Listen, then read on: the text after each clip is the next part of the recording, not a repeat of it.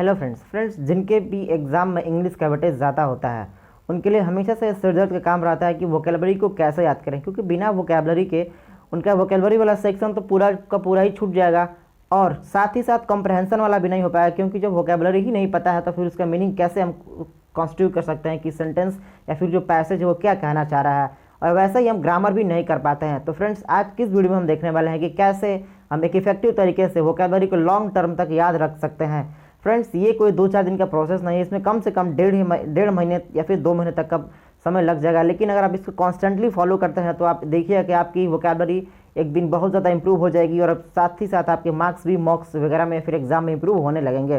तो फ्रेंड्स सबसे पहला जो काम आता है वो होता है कि देखिए वोकेबलरी एक बहुत ही वास्ट सेक्शन है। जब आप गूगल पर सर्च करेंगे कितने वर्ड्स हैं इंग्लिश डिक्शनरी में तो कम से कम 9-10 लाख के आसपास, एक दिन मैंने सर्च किया था ऐसा ही रैंडमली तो दिखा रहा था कि 9-10 लाख के आसपास पूरे वर्ड हैं। वैसे में इतना तो कोई भी नहीं याद कर सकता है, लेकिन हर एक एग्ज़ाम का एक जार्गन होता है। इवन हर एक चीज़ का लाइक मेडिकल में आप काम करते हैं, मेडिकल फील्ड में या फिर किसी भी चीज़ में, तो उसका एक जार्गन होता है, उससे उसके आसपास के जितने वोकेबलरी होती है वही ज़्यादा काम में आती है। तो वैसे ही गवर्नमेंट एग्जाम्स होते हैं उनके भी कुछ जार्गन्स होते हैं, यानी कि कुछ वही 4-5 हज़ार के आसपास जो वर्ड्स होते हैं उनको ही हमें याद करना होता है, क्योंकि वही बार बार आते हैं और कुछ बार बार नहीं भी आते हैं तो जो न्यूज़ में होते हैं वो वर्ड्स आ जाते हैं, वो ज़्यादा इफेक्ट नहीं करते हैं, क्योंकि मुश्किल से 1 या 2 वर्ड आता है और उसके लिए हम पूरा ज़्यादा वोकेबलरी तो नहीं याद कर सकते हैं ना। तो सबसे पहला हम कुछ ये ध्यान देना है कि हम जहाँ से ही पढ़ें वो प्रीवियस ईयर वेस्ट होना चाहिए। और फ्रेंड्स इसमें अगर आप एसएससी की प्रिपरेशन करते हैं तो सबसे बेस्ट सोर्स है ये ब्लैक बुक, क्योंकि ये पूरा कंपाइलेशन है, इसमें एक भी नया वर्ड नहीं मिलेगा, सिर्फ इसमें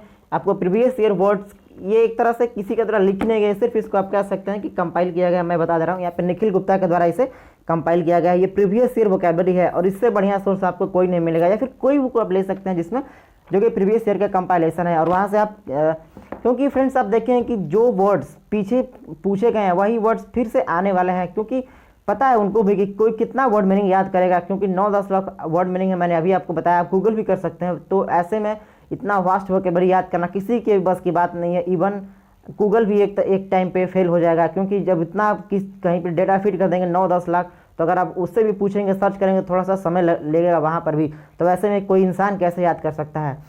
तो इसलिए इसको याद करना है पूरे जो वर्ड ब्लैक बुक है, लेकिन अब इसको याद करना कैसे करना है ये आप सुन लीजिए। वैसे तो आप ऐसे पढ़ते जाएंगे याद होगा नहीं। तो फ्रेंड्स याद करने का सबसे एक बेहतरीन तरीका होता है सुन सुन के याद करना। वैसे में आप सर्च करेंगे तो यूट्यूब पर ऐसे बहुत सारे लोग हैं जो पूरी ब्लैक बुक को कराएं, या फिर आप कोई भी बुक फॉलो करना चाहते हैं, एक एसपी बख्शी का बुक भी काफ़ी अच्छा सोर्स है। उसको पढ़ने से ऐसा लगता है कि जो सारे वर्ड्स हैं वहीं से उठ के आ रहे हैं एग्जाम्स में। तो एसपी बख्शी बुक भी एक काफ़ी अच्छी सोर्स हो सकते हैं, या फिर कोई भी नीतू मैम की बुक भी, कोई भी एक तरह से सारी बुक देखें तो प्रीवियस ईयर का कंपाइलेशन ही है, थोड़ा मोड़ा बस चेंज होता है। तो फ्रेंड्स आपको सबसे मेरे कहने का मतलब ये है कि इसको याद करने का सबसे बेहतरीन तरीका है सुन सुन के याद करना। अगर आप बुक फॉलो कर रहे हैं तो आप 2 कंडीशन हो सकता है, या तो आपको कुछ वोकेबलरी याद है पहले से लाइक 50% के आसपास आपको याद है और आधे में दिक्कत हो रहा है, या तो फिर आपका 25% ऐसा याद है, मतलब कुछ कम ही याद है, आपको ज़्यादा आपकी वोकेबलरी बिल्कुल ही कमज़ोर है।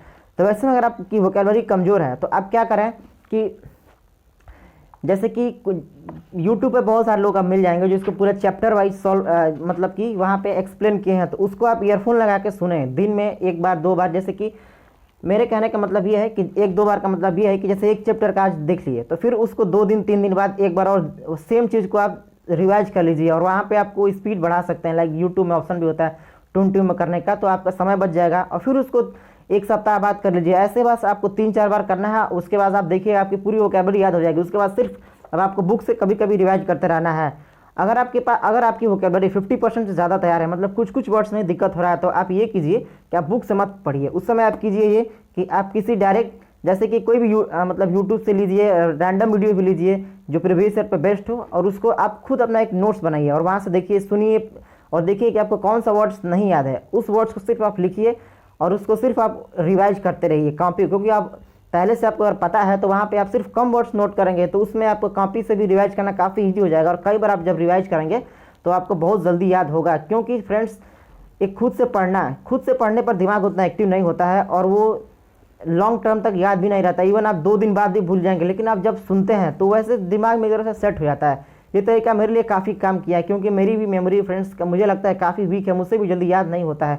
लेकिन इस समय मुझे इस बुक का लगभग बहुत सारा वर्ड मतलब कह सकते हैं कि पूरा ही याद है। कुछ कभी कभी कोई भूल जाता हूँ वर्ड तो अलग बात है, लेकिन मैंने इसको पूरा याद कर लिया है।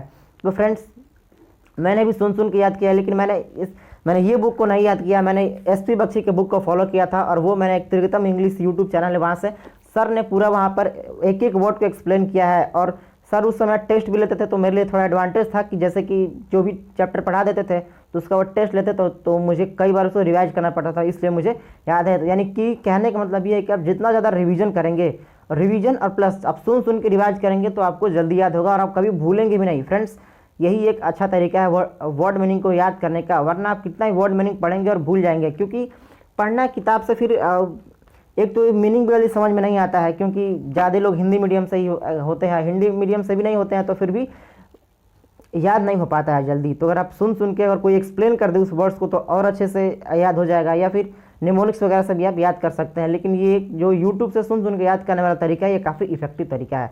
फ्रेंड्स, आप इसे फॉलो ज़रूर कीजिएगा। अगर ये वीडियो आपको अच्छी लगी, थोड़ी भी इन्फॉर्मेटिव लगी, तो वीडियो को लाइक कीजिएगा और चैनल को सब्सक्राइब कीजिएगा। Thank you so much.